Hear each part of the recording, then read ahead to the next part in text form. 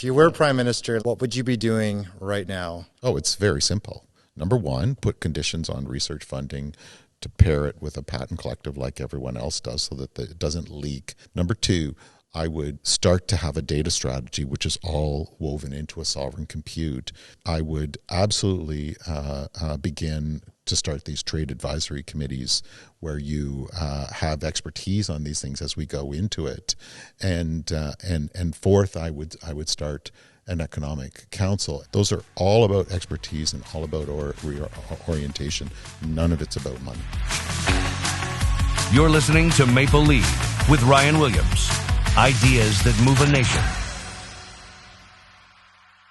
Canada spends more than $10 billion a year on public research, yet only 12% of patents filed in Canada are owned by Canadians. Nearly 85% of what we invent here is owned elsewhere, in China or in the U.S.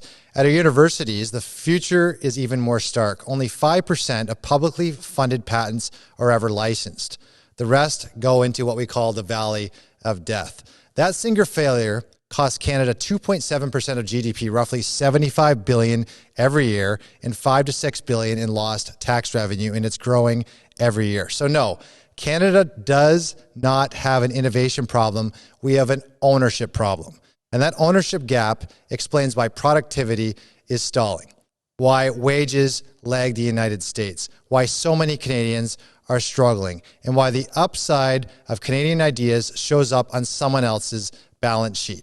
That matters more than ever before, because we are entering a world where power is no longer about trade rules. It's all about leverage, assets, and control. And nowhere is that clearer than in the return of Donald Trump. Jim Balsillie has been warning about this for years, for decades. Today, we're going to talk about sovereignty, capitalism, competition, AI, energy, and China, and what Canada must do if it wants to win the modern economy. Well, Jim, thank you for being here. It's great to be here in Waterloo and this great auditorium in the Jim Balsillie School today. And a lot of our audience here today watching, they're going to know who you are, co-CEO of Research in Motion. And then some people will not have, but there's a movie about you on Prime called BlackBerry.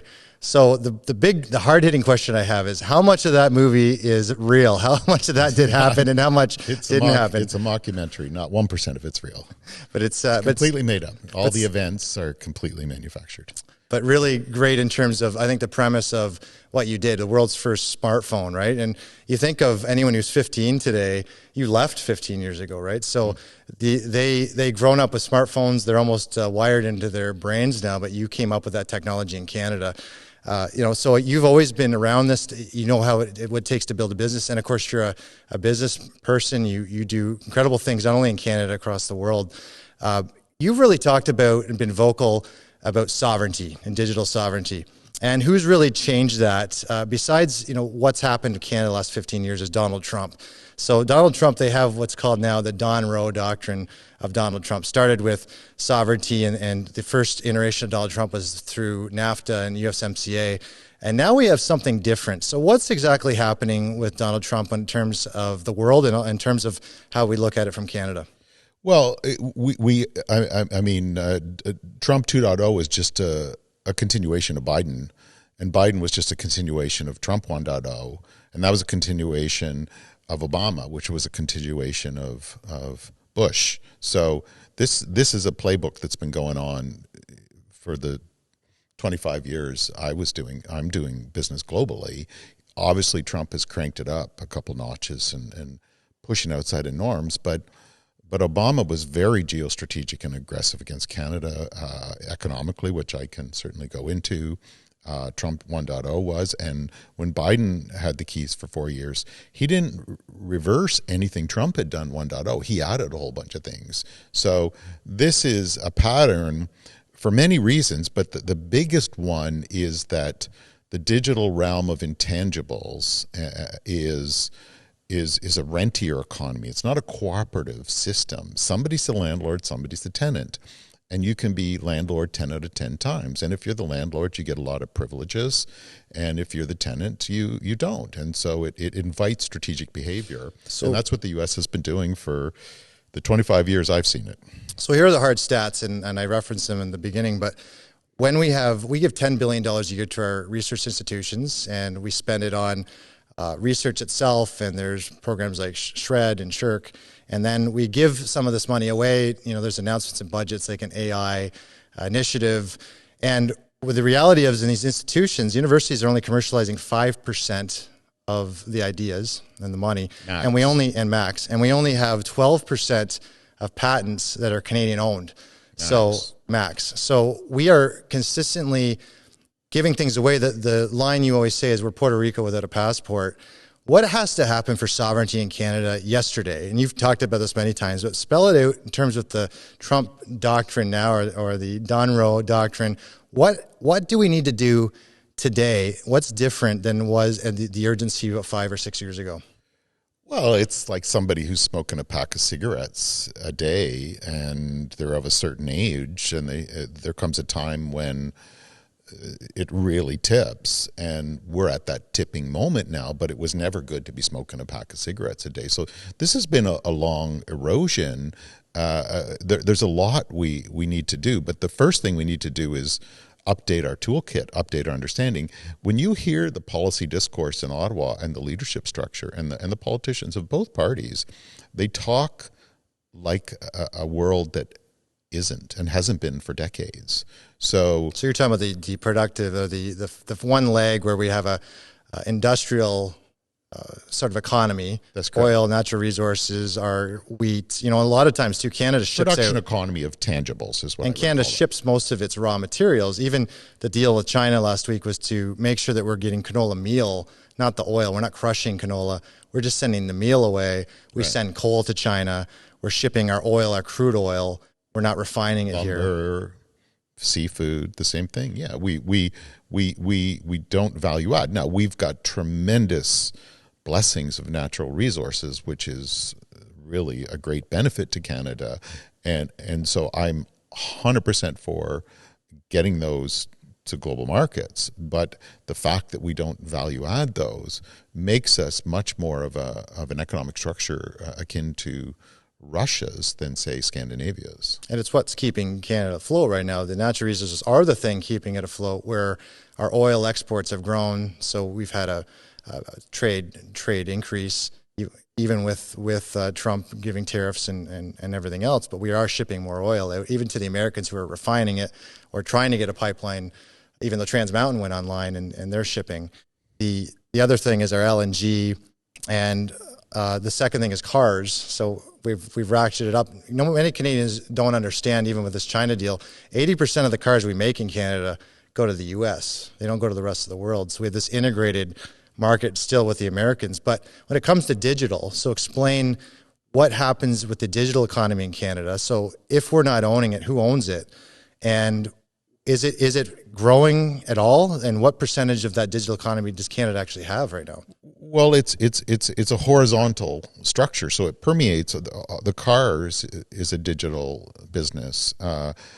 Oil and energy is a digital business. Agriculture is a digital business. So, despite all these blessings and a pole position for Canada decades ago, we've been the weakest productivity growth in the OECD in the last 40 years, and Canada has the worst performing GDP per capita of the 50 developed countries in the world in the last 5 years. So despite all those blessings, we're struggling. And to say that we're not, and all this gaslighting and PR spin, many Canadians are having a tough time making ends meet. So we have our blessings for sure, and we have to harness those and get them to markets.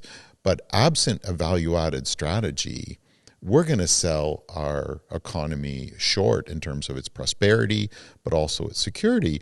And we're locking in more and more into a petro economy. Point number one. When you talk about manufacturing and cars, much more, there's a economic saying called the smile curve, where the value add from R&D to manufacturing to taking it to market, it used to be a very shallow smile curve, but as it moved to intangibles, The value added in the technology up front and in managing the markets like platforms at the end has gone way up. And the role of actually manufacturing is less value add and fewer jobs. And so Canada focused on that middle piece only, which is a developing economy strategy, not owning the upstream technologies and the downstream brands and marketplace, and thus we're very vulnerable to being squeezed and in an era of intangibles and strategic behavior. And then you get somebody like Trump who says, rightly, that when you do the manufacturing, that positions you an opportunity to strategically learn the technology upstream and the marketplace downstream. That's what the Asians did, and they built, and Chinese did. Of course, Mexico did not, so they've stayed in that low value add spot. And so Trump says it's fewer jobs, it's more strategic. It's also, I want to protect those manufacturing jobs as a bit of a cost bump. I'm going to bring that home. And it's not irrational economically in that critical manufacturing role to try to bring it home. But Canada had a naive and sentimental view of the world that this is a global shared destiny, that we comparatively advantage trade tangible goods, and the rising tide raises all boats, and it doesn't, because it's a different world order. It has been like this for 25 years. It's just growing, increasing on this, and all of the receipts are coming due right now for Canada in the last couple of years. But it's been a product of outdated thinking and policies for a long, long time. So the answer would be updated sovereignty acts that I think do a few things. Number one, they ensure that anything that we're spending public dollars on for research should have an attempt at commercializing Canada. So we should be ensuring that as much as we can, we're keeping intellectual property and ideas in the hands of Canadians. I think second is also sovereignty on data. So not a lot of Canadians know, with the U.S. Cloud Act, so if your data is held on a U.S. server in Toronto or Montreal, it's under the jurisdiction of the U.S. courts. Is that right? Well, that's correct. But in all of this stuff, it's quite technical.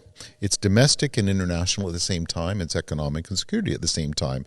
And it's run by a whole weaving set of legal frameworks, not the least of which are things like Cloud Act, trade agreements, global IP rules, global data governance. We could go into those in considerable detail. So the first most important thing is that as the world built its technical capacity for this changed world, Ottawa disassembled it. So the most important thing, you can't do surgery if you don't train surgeons. And we need to train the expertise to manage these realms, which is not there because there was a belief that the world was set in a way of the 70s, and it's not. And then when it comes to things like IP and data, you have to start to think of how you own your IP and your research, how you control your data. And with AI, it's all one fusion of compute, language models, data, and then the inference apps on it. So it's a very thin line between strip mining and participating in the factor of productivity properly and security of AI. But if you don't have the technical expertise, you just say these broad platitudes, it's AI, adopt it, not understanding that if you think that simplistically, you're just reconsigning us even more into this low value added play. So it's very technical, it's very predatory, and I've yet to see the expertise and the reorientation and the strategies to deal with this world that's not new, but it's getting more intense. So I think it comes down to sovereignty, that we have to assert it, especially with dealing with Donald Trump and looking at tariffs. Canada should be, Carney likes to say we're going to be our own best customers. He talked about interprovincial trade being a solve, but the reality is we have to have sovereignty in our acts to protect our own data, our IP, where our data is stored. We talked a lot in Parliament on privacy. The Privacy Act has still not been updated since BIPA has been in. So when we look at what needs to happen in terms of privacy, that needs to be updated.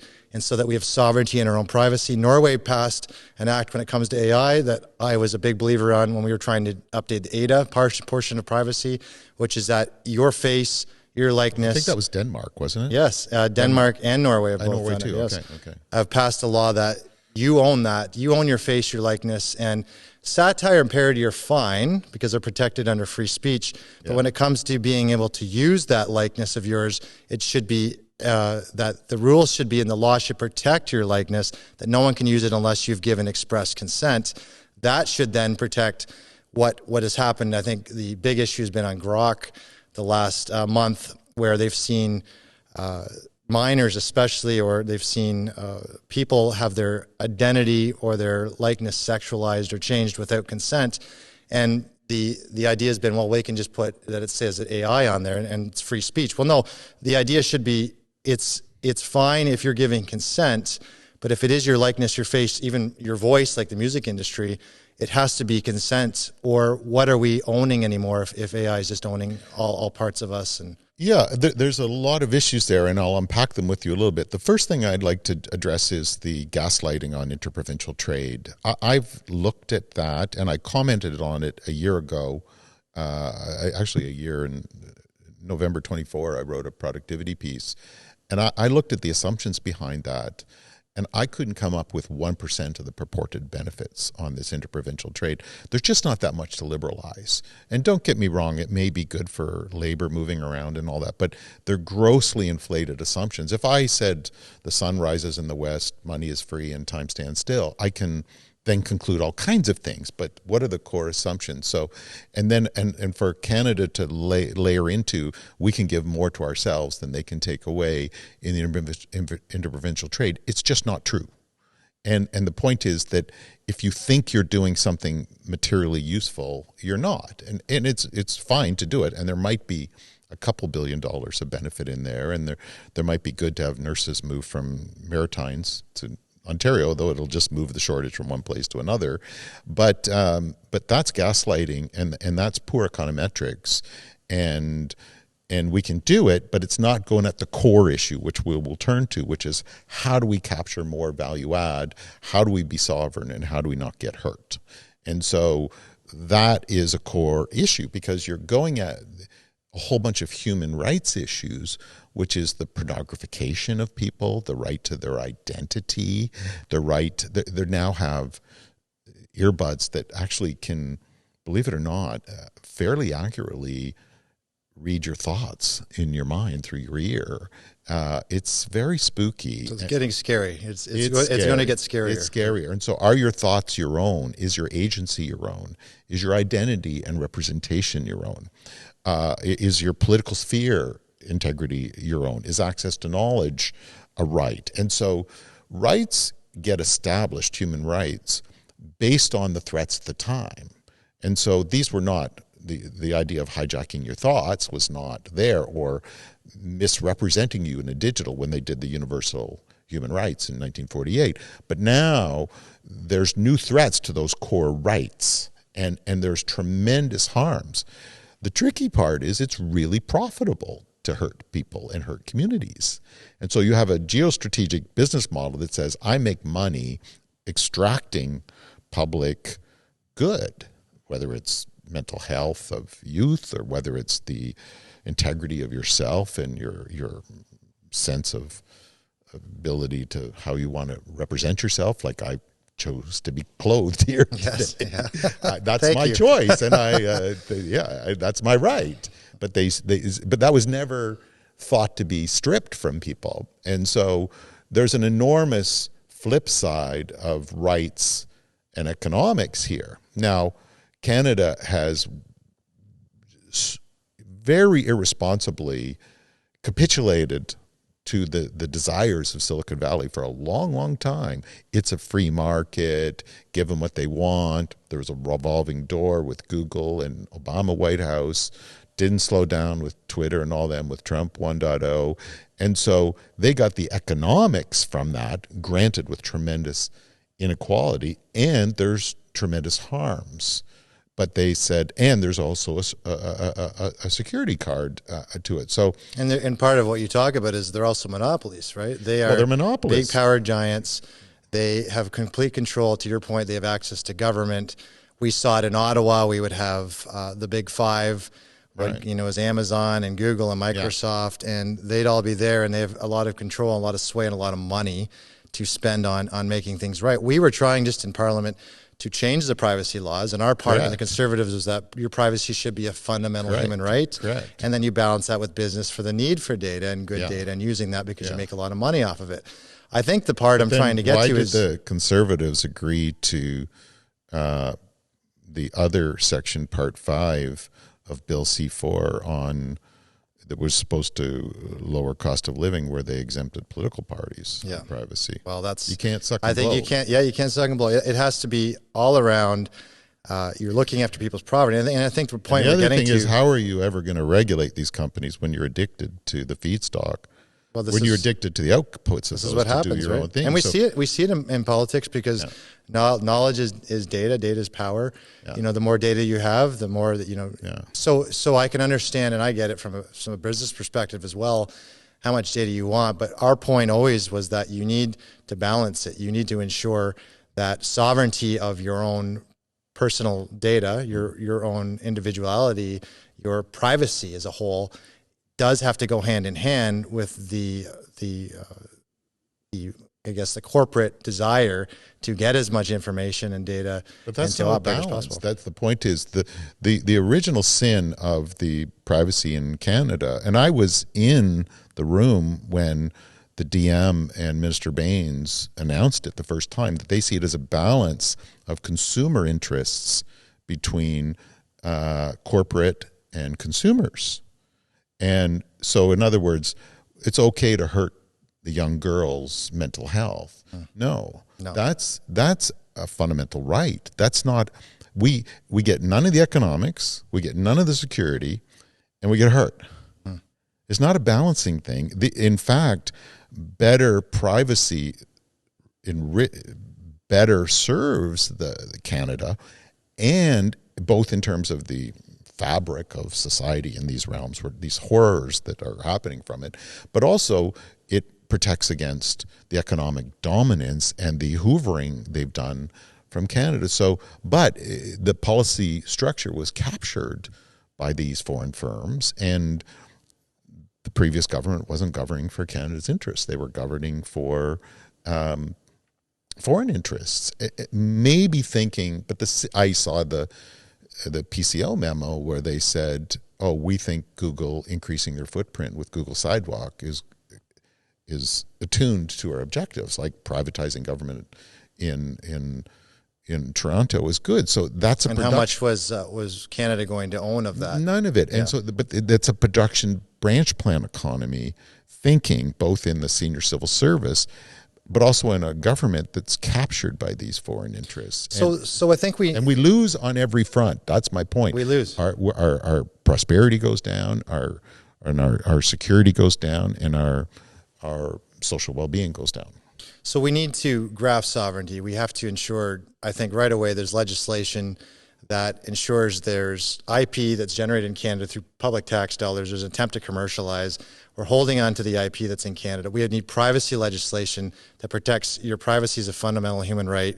We needed that yesterday with AI. As AI advances, we need that even more. Yes. We should never be blocking social platforms, which the UK was flirting with, and Canada supposedly was in that discussion. But free speech is also very important because, I think the greatest tool for a lot, and especially what I like about X is community notes, is that if there's something entirely wrong with communication, or if you're being lied to, because no one even knows what's real with AI anymore, that community notes was the one tool that ensured that this is the truth, that the truth was protected. So you can't ban free speech, you can't ban social media. You need to update privacy laws that ensure that there's protection of your privacy, and most importantly for our children. Our children now have tablets in their hands all day long. What is AI going to do for our children in terms of exposing them to privacy violations, and what are companies getting from them? That's something you were very interested in when we studied that with C27 in Parliament. And its predecessor, C11. Yes, and you have a new daughter now. I mean, what are the concerns, and what do we have to get? Is that something that takes greater precedence, or is that in part and parcel with sovereignty? We have to protect our children. We're going to look back at this era. You can look at ads in the 1930s where they say, exercise your lungs today, smoke a cigarette, and somebody's smoking a cigarette on their bicycle, and they race ahead of the other people because they're, and we look back at that, and we're going to look back at this era shaking our heads. What do we do to people? So yeah, the harms are, we get none of the benefits. We lose the economic dynamism through the monopolization on prosperity. We get the egregious social harms. We have the leverage of foreign forces able to throw us around, like news and Facebook and other potential threats like that. So yeah, how do we, but now you have to have a system. But when you have an original sin that this is some kind of balance, and also there's a lot of gaslighting that this is freedom of speech, when obviously you have to start to think of what is the human rights up front, and then people say, well, I have a right to amplify misinformation and hurt. And that's where the law is supposed to come in. If there's and that's why for nations like Canada, we have to have legislation. You can't just wish it to be true or say it's a human right, it's there. The legislation has to be first and foremost. To your point, we haven't had sovereignty legislation for data and the intangible economy at all. No, and so we have to have that legislation now. It should have been, when we talk about a fork in the road, the first thing that was done to protect Canada. Yeah. And so I want to get into a segment. Real quick, Europe had a 10, 12-year discussion before they did GDPR. Yeah, which is their data legislation. Yeah, and so we didn't even have the discussion. It just got dropped on everybody and sealed. Well, in a lot of ways, there is a copy-paste in some of this. And there's even, a legislation could go through that was very, very basic, even on consent, making sure that we are protecting individual identity, even for IP, to ensure that, that Canada has procurement policies and we link IP even with security like the Americans do. There's a lot of things we could have done that don't have to be convoluted. We just have to be simple. And when AI now has over 2 million patents issued on AI. So the separation, there's a complete fusion between AI and IP now. They're not separate. No. And there's major things going on in the geostrategic stuff with the U.S. relating to USMCA 2.0, where they're doing things like the Trade Association is saying we want no copyright for AI training. So now the whole copyright of the data is coming in even higher, which is separate from patents. And that was in the news last week. Wow. And so what will that mean for these monopolies? They'll own everything. And then the other thing is that, and there was an article today, which I haven't read, but about transparency on trade secrets for USMCA. And it's very important to understand trade secrets because patents are a social bargain that if you create something, I give you 20 years of exclusivity as long as you disclose how to do it so that I can do that in 20 years. Now, there's all kinds of issues of thickets and all that kind of stuff going on and jackhammering trade agreements, but that's a fundamental bargain. If you look at USMCA 1.0 and the next one, they're really cranking up trade secrets. And you have to understand, trade secrets are permanent. So it never comes into the public domain. So if you watch all the effort shifting from patents to trade secrets, it's to make these permanent underclass and overlords in these structures. So IP is many things. It's patents, it's copyright, it's trade secrets, it's trademarks, it's many things, and how that fuses with the digital function and the governance and the firms. But again, it all comes back to national orientation, as you say, sovereignty, which I agree, and expertise, both of which have been missing for a long, long time in our policy community and our legislative orientation. And I think a lot of Canadians understand the new economy. Some Canadians are investing. They're seeing what's happening with AI. They see what the big companies like NVIDIA and others are doing in the U.S. And I think what the other thing that has to be connected is what's actually happening in Canada right now, especially for a lot of young Canadians, the inaffordability, the fact that the housing market is a mess, Yes. Healthcare is a mess. There were 23,000 Canadians that died waiting for diagnostics or surgery last year in Canada, Yes. which is at the top of the world. We have some major issues. So when we look at connecting, and this is part of what capitalism is still good. And in the last 200 years, there used to be 85 or 90% of the world in extreme poverty. Now it's less than 10%, and that's because of capitalism. So in terms of this new capitalism that Canada is missing out on, do you still believe in capitalism? 100%. And do we have to then ensure that to give a better life to Canadians, that they understand how important it is that we're missing this part of capitalism? We're missing this whole tier that's becoming the 90% piece. Yeah, the 90%. Yeah.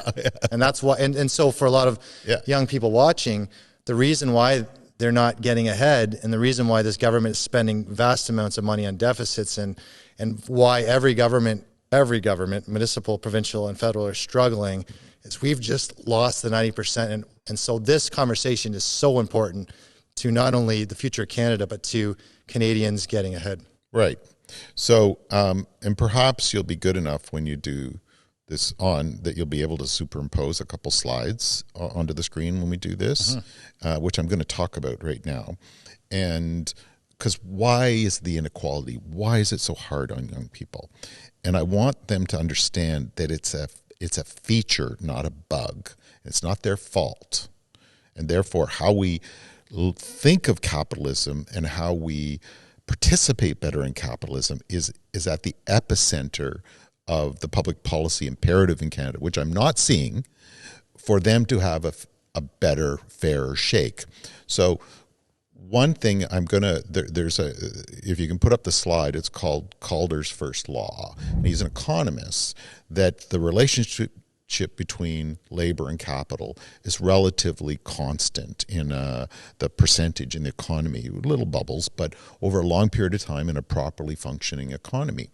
But as you see, and this is called Fed Reserve Economic Data, Fred data from the St. Louis Fed, on this, as the intangible economy started to grow, there was a rapid divergence between total income and the share it was labor, which meant that capital kept getting richer and labor kept getting poor.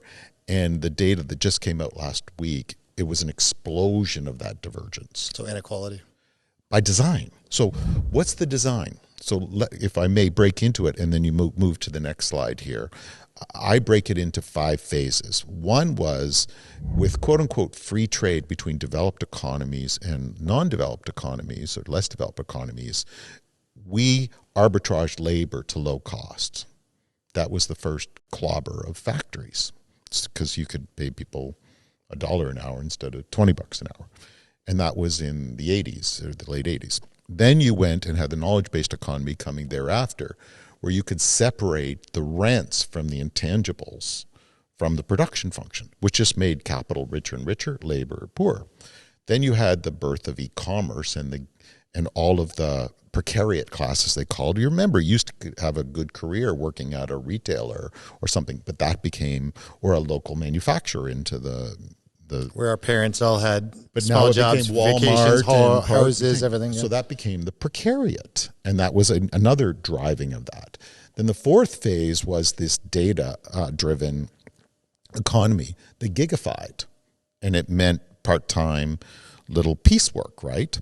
And then now we're in this fifth phase here of machine learning capital, where the AI is eating the jobs, whether it's copyright of creative people, or whether it's research things, or whether it's white collar, or so on. And so each of those legal frameworks has increased the rent to capital and pushed down labor. And And this is designed, and so the rich get richer and the poor get poorer, both within nations and between nations. And so big, powerful countries like the United States say, I'm going to grab more of that for my country, and don't you dare tax it or regulate it.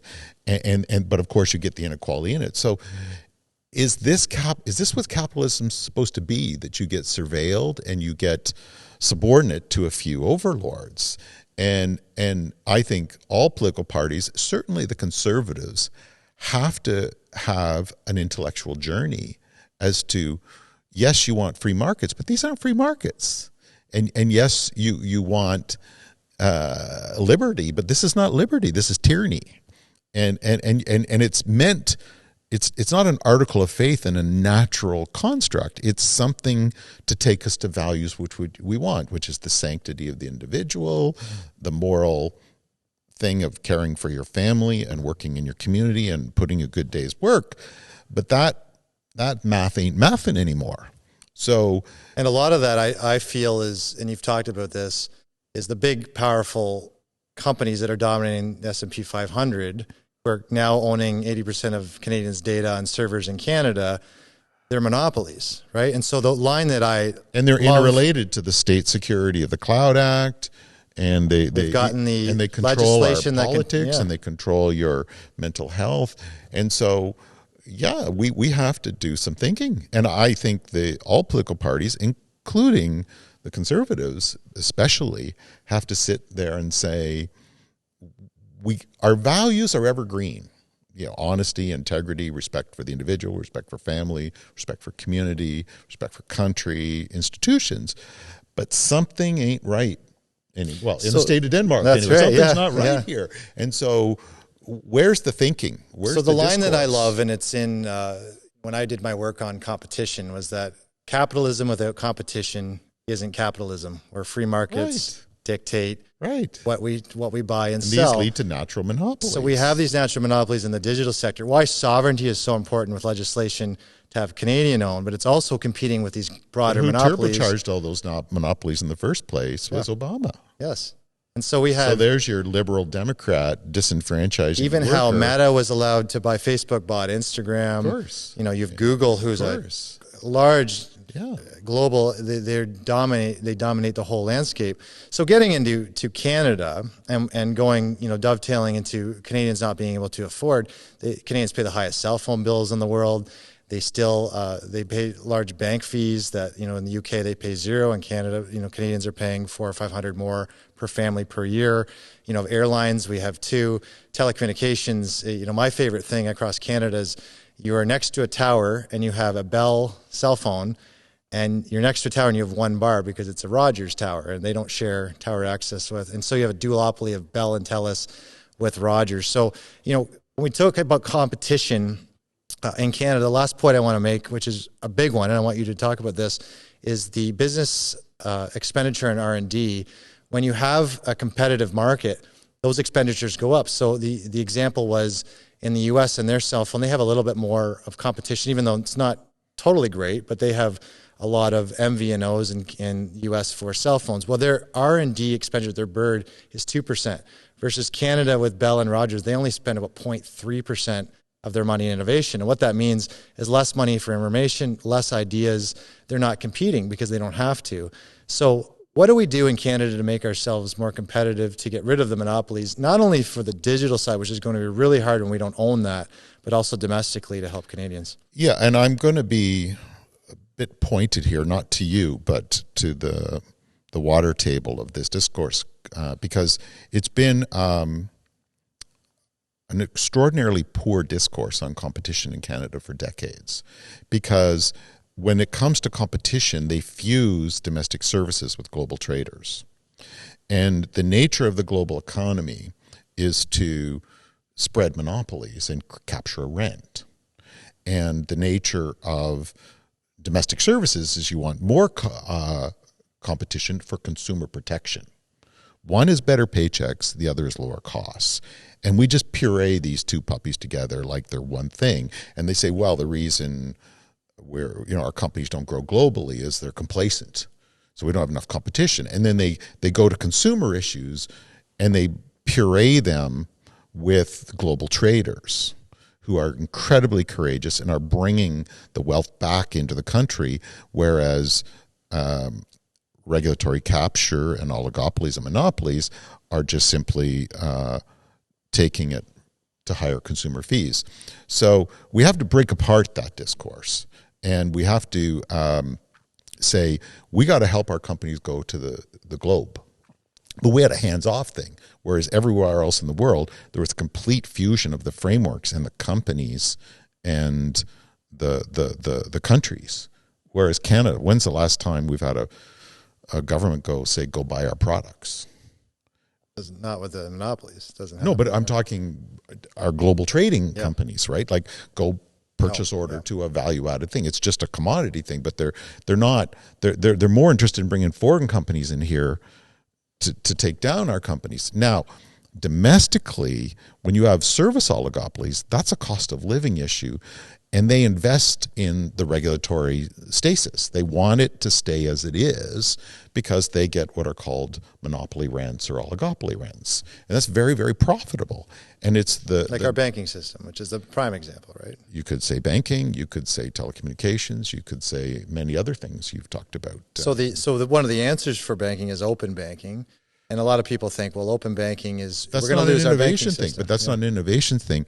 That's a cost of living thing. Yes. Because they say, well, that will spur productivity, but in fact, if productivity is dollars per hour worked, and you are stripping out monopoly or oligopoly rents, technically you're taking down the dollars per hours worked. You're actually taking down productivity as you define it domestically, but you get more benefit in consumer costs for the takedown of productivity. Now they'll say more companies that can scale and grow, like the fintechs, right? Who might have a better access to consumer. Overwhelmingly, they're focused on domestic service alternatives. They're not really global traded company. A few of them may, as a second derivative, then go globally, but it's overwhelmingly domestic services, cost of living, service dynamism, which I'm all for, but it's actually taking down productivity of oligopoly rents.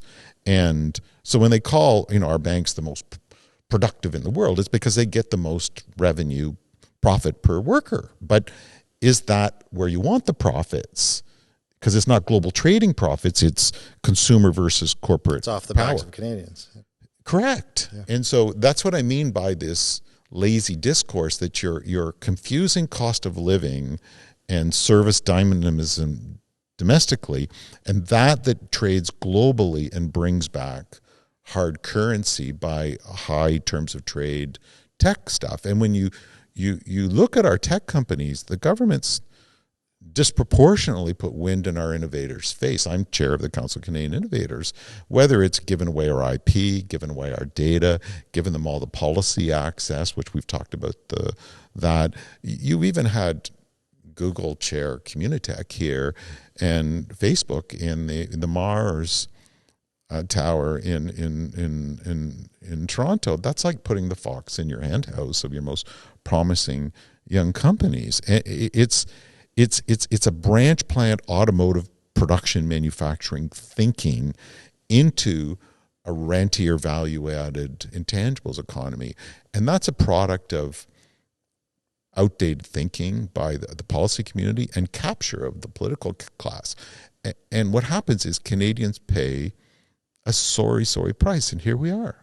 Well, the big, when you look at competition and what it actually does, it does increase productivity because of innovation. If you have to compete with someone and fight for a customer, you're going to spend more money on better employees. You're going to ensure you've got the best product. What they've seen in the U.S. and some of these software companies, not the big five, but the ones underneath, their spend on product or R&D is about 20% or up to 20 to 30% in some instances. So they're spending a lot more money on making sure that they can compete. And it seems like in Canada, for a lot of these sectors, we've just lost that. We have the higher. And again, this is we have to be very careful because they talk about the bird is low, like you've got to invest more in machinery, and you've had really outdated comments from the Bank of Canada saying we use shovels instead of backhoes. But that's a production economy approach, because whatever that backhoe is just as available to Mexico as it is to Canada. So you invest once you own an idea. But if you look at the U.S., they're actually spending their time and their public policy and their money in owning the unit economics of the data and the compute and the IP around all that, so that you can then get better terms of trade by getting a global rent out of it. But we instead say, well, here's a bunch of money, bring your branch plant here. They own all the wealth effects, they own all the IP, they own all the data. When we do our research, we give away all the IP. We have had no strategies for data, whether it's our health data or our ag data. We don't buy from our companies. We buy from foreign firms. And then what happens is, by public policy, we have shrunk our firms. We've made us sell more branch plants in a regionalized way, mainly to the U.S., and we become a low value added commodity economy. And so the idea that you should invest more in bird, it's like saying, when they say spend more on AI, it's like saying build a house on land I don't own. Yeah. If you don't focus on owning the foundational stuff, then you don't spend the money thereafter. You say, I don't know how to make money. I'm not going to spend money if I can't make money. But we've had a policy and an orientation and a structure that says, don't go there to the scale we need. Now, we have tremendous entrepreneurs. We have great CEOs. We have 180 members of CCI. Essentially almost none of them, a very small handful, come from publicly funded research and publicly funded. They're CEOs, they're entrepreneurs on their own accord. They're doing it on their own, yeah. and they're doing it in spite of the public policy. So we have to be very careful that you want people to spend money that they either they don't have or on something they don't own, that you're mixing competitiveness of domestic services to take out monopoly rents versus you want your companies to actually have a monopoly because that's how you get premium returns to drive your prosperity. You want them to be competitive, and I think the point that when it comes to competition, you also want your companies to be competitive. Canada is competing, as you say, in a global landscape, so we need to give the tools. But intangibles are basically a monopoly. Yeah, like it is based on the big ones, right? Well, everybody. If you have a niche in you're a quasi monopoly, oligopoly in the IP game. If you have a book or a song or a piece of software or a segment, they're all kind of mini, very structured. And you have the patent for it, right? Patents, copyright, trademarks, and so on. And then you get premium rents for that to bring back. So trade agreements and the global economic structure is about spreading monopolies. Yes. And every public-private structure in their countries is about spreading in that. In Canada, we didn't have that because we were in the 70s. So when you look at USMCA with its million words, you will not find the words free trade in it. And what tariffs were taken out? Like, remember Trump saying, I'm going to shut down the GM plant. Remember he had the picture of the Impala, the Chevy or something. I'm going to shut that down in Oshawa if you don't sign this. Why was he taking it right to the edge?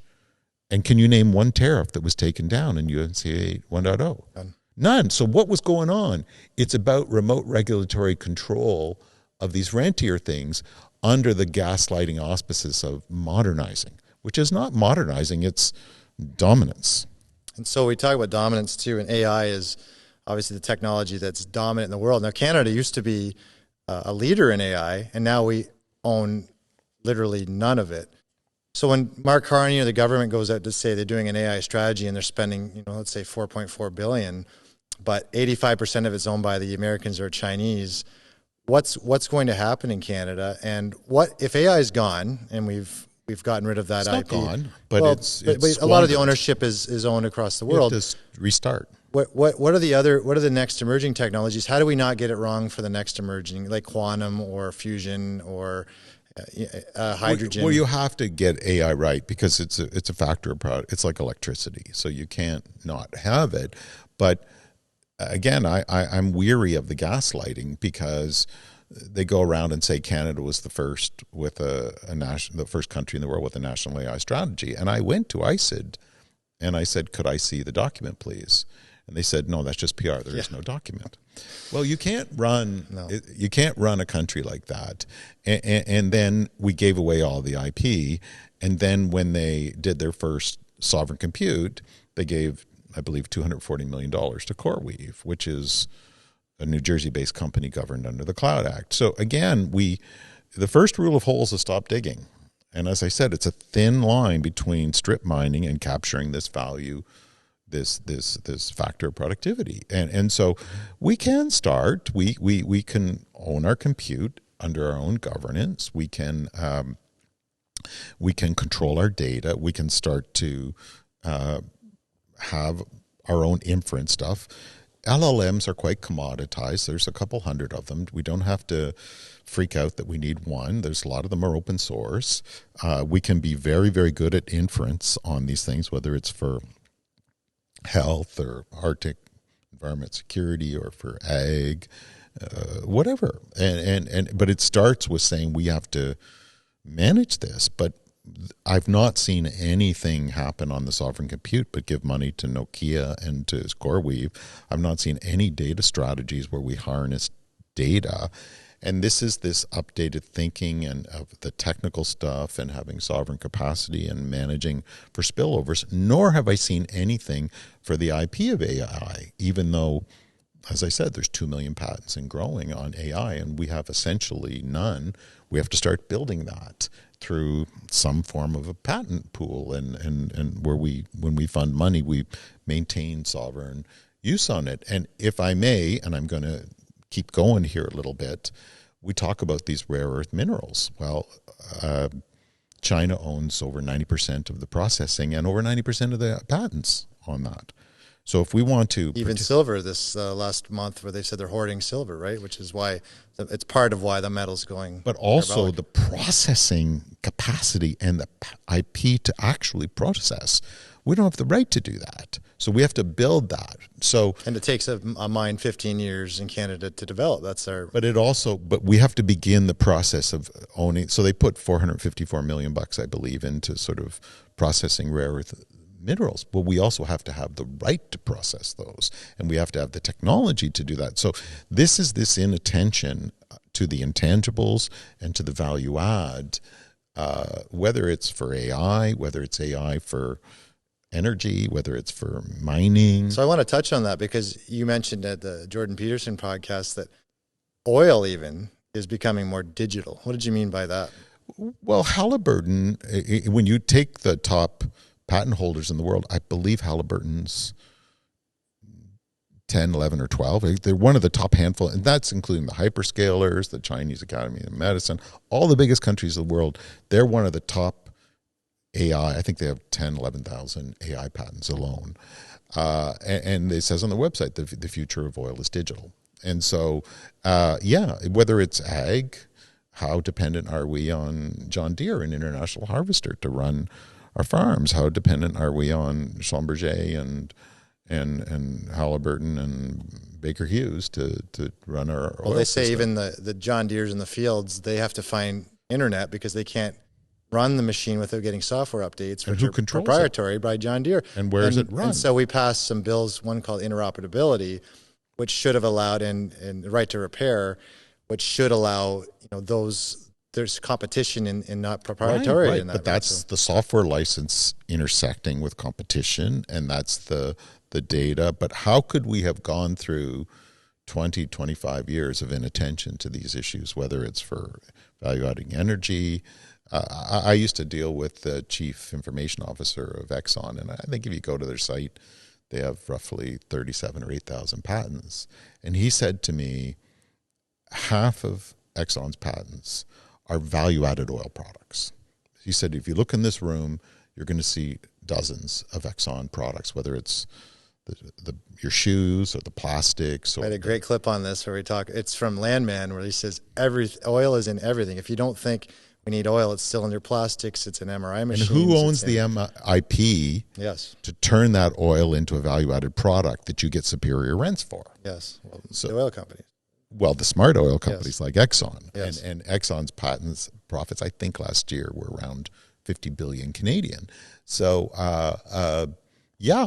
So again, where are we playing in this? Well, we're raw crude south, and we want to go west on that. It's raw foodstuffs. But we need a pipeline. Lumber. We still have to have.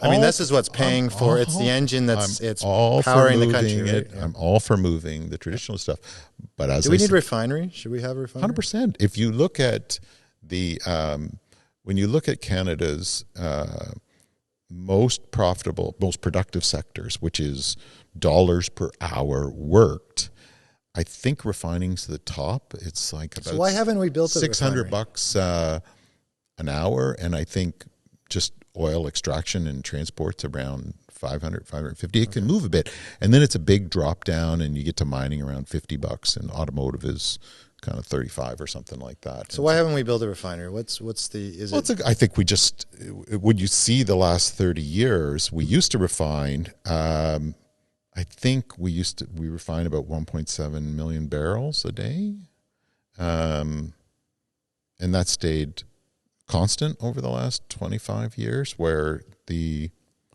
need for it, the crude export with the diluent has been growing, and we gave up that higher value added role because we didn't have a strategic orientation to doing that and capturing the IP. And when you look back at the McDonald Commission and the econometrics, I think it's Professor Harris. He did the econometrics. He's with SFU, and he said that the econometrics for liberalizing markets, labor, and capital are absolutely compelling. But absent some kind of industrial strategy for innovation and productivity, we will go to a low value added equilibrium. And everyone else was up in their strategies and the capacities in this changing world, and we took our hands off. So it's a product of an orientation that said, I'm just going to use 1970s thinking and not have a two-legged race. Yes, I want to move these things, but I have to be very deliberate and geostrategic and expert in capturing value. But we took the instruments out of our plane when everyone else was upgrading them. And so that's symptomatic, whether it's oil or whether it's ag or whether it's many other things, that we just gave up being expert and deliberate. And I've talked about this before, but the U.S. by law has 700 experts on 26 committees for trade. And we got rid of our economic committee in what year was it, 1993 or? Long time ago. 33 years and we also ago? got rid of our trade advisory committees because you don't need advice. And then you just bring a few people together it seems like ad hoc. We thought our production economy would just take over, and that was all you don't we need to know. The smart person doesn't do anything, doesn't learn anything. Every now and then, if something's not working, it's traditional market failure of incentives, Ken Arrow economics in the 50s, so you got to put a grant in there, and the rest is you just get out of the way. And when it's not working, then they manufacture false myths that, Canadians are lazy, their businesses are lazy, they're complacent, the U.S. market's so easy, not knowing that these are a consequence of public policy. Business adapts to the structure that's there, so they're just being rational. The failure is a policy failure, not a business culture. So it seems like the person who's woken us up a bit, and we're getting more traction in these conversations, is Donald Trump. Yes. We started with threat that Trump has been. It's not only now on trade agreements or digital, it's also on land. Canada's answer seems to have been to go to the other side. So we've also known this New World Order that's been talked about. BRICS talked about it for a long time, even before, I think, when Biden was in, to de-dollar the American dollar, to have some more power struggles. Canada went and signed a trade agreement with China, or in principle, a certain agreement or a small agreement to lower our canola tariffs to help farmers and fishermen. I've been very vocal against the cars, allowing electric cars in, because I feel the mercantilism that China displays, which they subsidize vehicles, they dump them in to get rid of an industry and to dominate. They've done this across the world. Brazil's the biggest example right now. Is this a good practice for us to go into China and make a deal as we did? And how do we then work with Donald Trump? And you and I'll give you an idea that you can expand on. We talked about Fortress North America, but combining trade with security, I have not seen that happen with the Carney government. What's the answer as we go forward in the world? Well, those are complex. First of all, Canada had a very naive view that they didn't understand that we are security allies of the U.S., but economic rivals. In an intangibles economy, there are no friends. And so this concept of friendshoring and fortress North America is naive and sentimental. America's number one, and Canada has to look after Canada itself. So we have to move our stuff to markets. You have to do stuff with China. I mean, record amounts through all the stuff of Biden and Trump. Quarter after quarter, America is doing record amounts of business with China.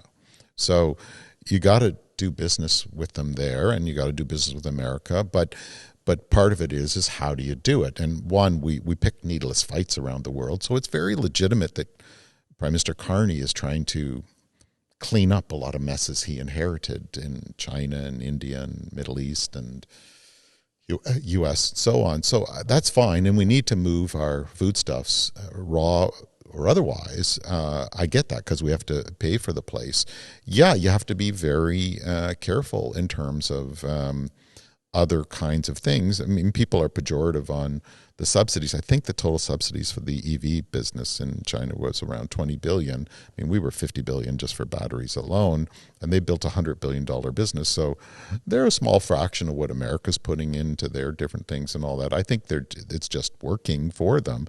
However, if you've looked at the comments on the Chinese stuff by the government, they say they were actually yesterday talking about the Polish are not allowing them in their bases because it maps everything out with the LiDAR and all that. We have not had any security structures on these BYDs, and where does the data stay? And in Europe, the BYD cars, the data has to stay in Europe, whereas we don't have anything in they're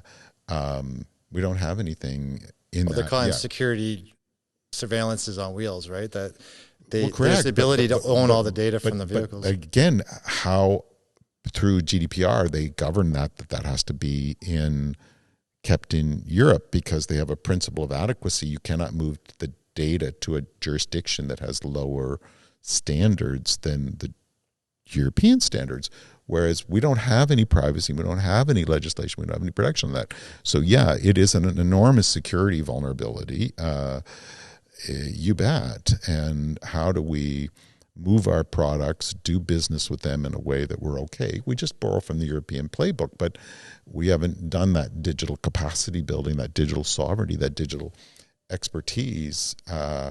And then how do we pair that with participating more in the value add as we've talked about? So it's a great big awakening, and my overwhelming comment is we need a reorientation to this changed world. We need to build the capacities, we need to build the strategies, keep it in parallel with our traditional stuff that we ship. But it's not an either or, but I'm not seeing that second leg at all yet. So I'll leave you with this because I think it's very important. Let's pretend, I know you don't have political aspirations, but if you were prime minister, and let's say tomorrow, for 100 days, what would you be doing right now in order to fix all of... For 10 days. Let's say for 10 days. Oh, it's very simple. Number one, put conditions on research funding to pair it with a patent collective like everyone else does so that it doesn't leak. You seed the IP deliberately with experts managing it. The Fraunhofer Institute, with 80 research institutes and 30,000 employees, has one centralized TTO that manages all that in Germany. Every country does it except Canada, and I've studied this.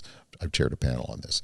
Number two, I would start to have a data strategy which is all woven into a sovereign compute, that we make sure that this becomes much more of a utility, because it cannot you have to hold that as one. Third is I would absolutely begin to start these trade advisory committees where you have expertise on these things as we go into it. And fourth, I would start an economic council. And the first part I would do is start to have spillovers of the foreign trade aspects of it, so that we understand the spillovers of these different subsidies and FDI things. Those are all about expertise and all about orientation. None of it's about money. That's amazing. Well, thank you very much your time. Thanks for being a patriotic Canadian. Pleasure. You know, you put a lot of work. I've seen it when I was in Ottawa. You know, you don't have to, but you're putting a lot of effort and time, and we really appreciate what you're doing for Canada, what you've done in the past, and it's an honor to serve you. You're super kind, and I have to say, I was so impressed with your leadership as an MP. I hope you come back into it. You dug into these issues. You cared about Canada. You cared to learn. You saw that in your science and research SNR chairmanship on industry, on trade, and you spent a tremendous amount of time trying to understand these issues, the privacy, the data, the IP, the FDI. So I want to respond that there was maybe 3 or 4 people I've interacted with politically that had the highest of expertise and integrity, and you were one of them. So I want to thank you for your approach to politics. Thank you. I look forward to getting you back in there. That's right. Thank you, sir. All the best. Okay. Be well, my friend.